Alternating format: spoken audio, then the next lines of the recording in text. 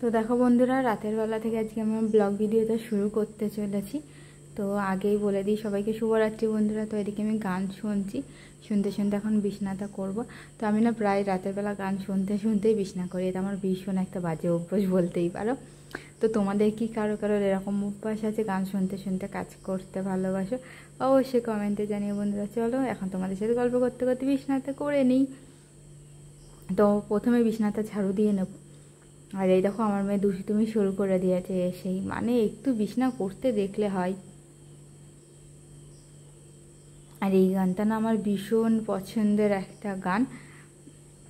আর তোমাদের কেউ কি বুঝতে পারছো এই গানটার নাম কি?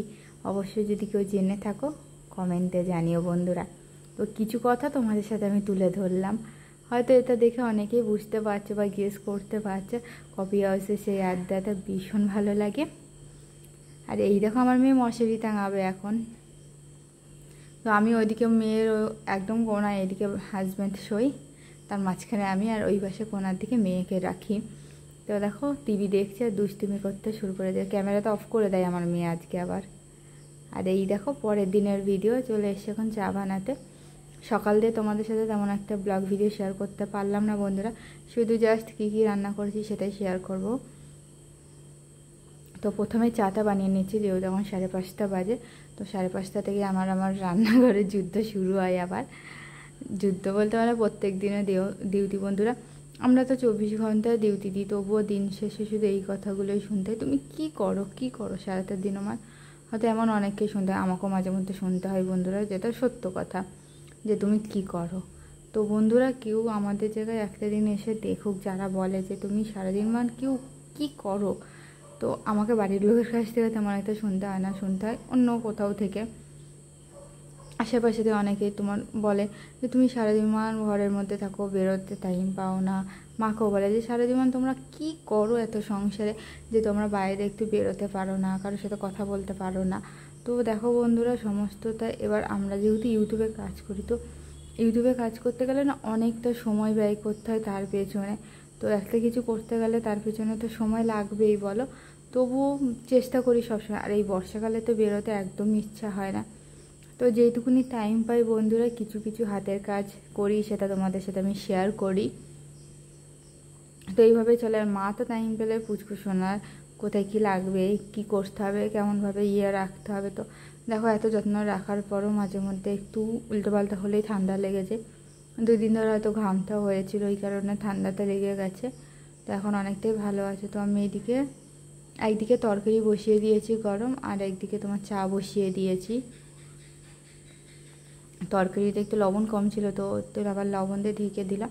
তো কী কী রান্না করেছি সেটা তোমাদের সাথে আমি একটু পরেই শেয়ার করব বন্ধুরা। আর আমার ভিডিওগুলো যদি তোমাদের ভালো লেগে থাকে অবশ্যই লাইক শেয়ার কমেন্ট করে বন্ধুরা সকলে পাশে থেকো, সকলে এইভাবে সাপোর্ট করে যেও। তো আমার মতো আমার মায়ের মতো কাঁদে তোমাদেরও শুনতে হয় এরকম। হয়তো কেউ মজার ছলে বলে, কেউ হাসির ছলে, মানে যেভাবে হোক না বলে। তবুও না আমি আর মা জিজ্ঞাসা করি যে আমরা সারাদিন কী করি, যে আমরা একটুও সময় পাই না। তো হয়তো যারা বলে তারা একটা দিন এসে আমাদের বাড়িতে থাকলেই বুঝতে পারবে যে দেখো মা আলাদা রান্নার সমস্ত প্রিপারেশন করে সেটা রান্না করা, প্লাস আমার সারাদিন ব্লগ ভিডিও অল্প অল্প করে তুলে ধরে সেটা তোমাদের সাথে শেয়ার করা। তো এডিটের কাজগুলো সম্পূর্ণটাই আমাকে করতে হয়। তো মা চায় অনেক সময় যে আমিও একটু করি, তো আমি বলি না মা থাক, আমি যতক্ষণ পারছি আমি করি, আমি না পারলে তুমি তো আছোই। যেহেতু মা অনেকটা সময় ফুচকুসোনাকে ব্যয় করে, ওই কারণে আমি এডিটের কাজগুলো করতে পারি। মা হেল্প না করলে কখনোই পারতাম না এইভাবে তোমাদের ভালোবাসা এবং মায়ের ভালোবাসা এগিয়ে যেতে। তো দেখো এখানে হাজব্যান্ডের জন্য বেগুন তরকারিটা আলাদা, যেহেতু হাজব্যান্ড ধনেপাতা ছাড়া বেগুন তরকারি একদমই খায় না।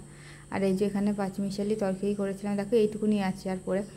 তো বললাম হাজব্যান্ডকে, বললাম তুমি রাতে খেয়ে নিও ওই তরকারি দিয়ে। তো হাজব্যান্ড বলে আমার এক তরকারি হলেই হয়ে যায়। তো এখানে আমার আর মায়ের জন্য বেগুনের ঝোল আলাদা, ধনেপাতা ছাড়া। এই একটা জিনিস বন্ধুরা রান্না করলে আলাদা আলাদা করতে, মানে একবারেই রান্না করি আমি, জাস্ট তুলে শুধু হাজব্যান্ডের তাই ধনেপাতা দিয়ে দিই আর আমাদেরটা ছাড়া রেখে দিই। আর এদিকে দেখো আমি আলমন্ড নিয়েছি, কাজু নিয়েছি, আর খেজুর নিয়েছি, আখরোট নিয়েছি। তো আমি এখানে কিশমিশটা নিয়ে নিই, কিশমিশটা সোনাকে এমনি শুধু খাওয়াই। তো তো আর কিশমিশটা না গ্রেট করা যায় না, তো এটা এখন টিস্যু পেপার দিয়ে ভালো মতো পরিষ্কার করে নিয়ে গ্রেট করে নেবো বন্ধুরা। কাল কিশমিশটা দিলে না কেমন একটা গেটে হয়ে যায়, তো ওর জন্য আমি কিশমিশটা দিচ্ছি না। তো দেখো বাইরে ভীষণ মেঘ করেছে, আর দুপুরবেলা যে পরিমাণে বৃষ্টি হলো বন্ধুরা কি বলবো তোমাদের। তো ঠিক আছে বন্ধুরা, আজকের মতো ব্লগ ভিডিওতে এতদূর পর্যন্তই। ভালো লাগলে আরও একটিবার লাইক শেয়ার কমেন্ট করে সকলের পাশে থেকো। আর আমার ব্লগ ভিডিওতে ধৈর্য সহকারে এতক্ষণ পর্যন্ত দেখার জন্য সবাইকে অসংখ্য অসংখ্য ধন্যবাদ। যে যেখান থেকে আমার ভিডিওটা দেখছো, আশা করবো সবাই তোমরা ভালো আছো, সুস্থ আছো।